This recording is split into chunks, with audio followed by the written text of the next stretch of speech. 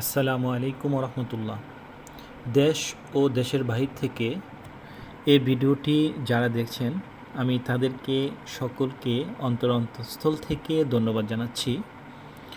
আর আপনারা যদি ঘোরার মতো এই ছোট্ট সোনার বাংলাদেশের সুন্দর একটি পর্যটক স্থান খুঁজে নেন, তাহলে আমি মনে করব কক্সবাজার সমুদ্র সৈকত হবে আপনাদের পছন্দের এক নাম্বার। এই ছোট্ট দেশে বৃহৎ আকারে একটি সমুদ্র সৈকত রয়েছে, যে সমুদ্র সৈকতের সারা বিশ্বের প্রথম স্থান অর্জন করেছে।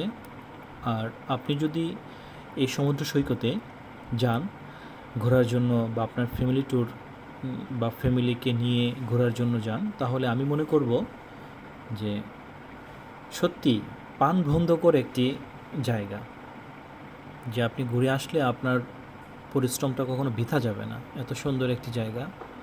তার মধ্যে রয়েছে ইনানি একটি শহর, যে ইনানিতে আপনি ইনানি এই বিচটাতে যদি আপনি যান, তাহলে আপনি মনে করবেন যে আপনি সমুদ্রের মধ্যস্থলে চলে আসছেন। মানে এত সুন্দর একটি মজার বিষয় উপভোগ করবেন, এত সুন্দর মজা উপভোগ করবেন, আসলে ওইখানে না যাওয়া পর্যন্ত আপনি বুঝতে পারবেন না যে সত্যি এত মজা, এত চমৎকার সমুদ্র সৈকতের স্থান হতে পারে। আশা করি আমি আপনাদেরকে ইনভাইট করছি, আপনারা যদি কেউ ঘোরার জন্য যান তাহলে ইনানি সমুদ্র সৈকত যাবেন।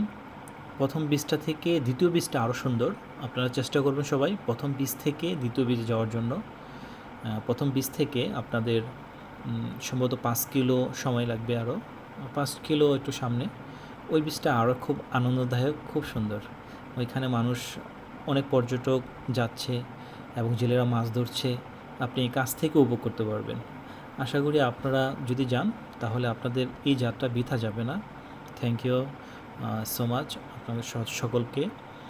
যারা যেতে চাচ্ছেন তারা তাদের পথ চলা এবং তাদের ভ্রমণ সুন্দর হোক, সুষ্ঠুভাবে আপনারা যেতে পারেন এবং সুষ্ঠুভাবে আবার পরিবারের কাছে ফিরে আসতে পারেন, সেই দোয়া এবং প্রত্যাশা নিয়ে আমি শেষ করছি। আসসালামু আলাইকুম রহমতুল্লাহ।